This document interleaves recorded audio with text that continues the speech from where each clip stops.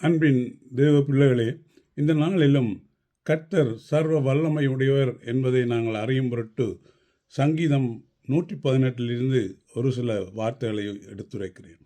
கர்த்தரை துதியுங்கள், அவர் நல்லவர், அவர் கிருபை என்றும் உள்ளது.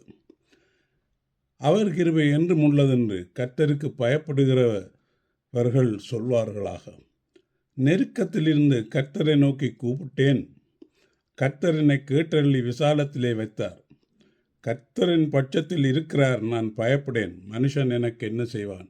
பிள்ளைகளே, இந்த வேளையிலும் எங்கள் வாழ்க்கையில் எத்தனையோ துன்பங்கள், துயரங்கள், கஷ்டங்கள், அடைய முடியாத விடயங்கள் என்று எங்கள் வாழ்க்கையில் அநேகந்தரம் நாங்கள் தேவனை நோக்கி அபயமிட்டு கூப்பிடுகிறோம். தேவன் எங்களுக்கு அடைக்கலம் தருகிறார். தேவன் எங்கள் வேண்டுதலை கேட்டு எங்களுக்கு அருளி செய்கிறார்.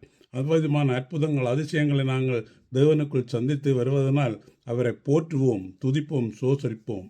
ஆமேன், ஆமேன், ஆமேன்.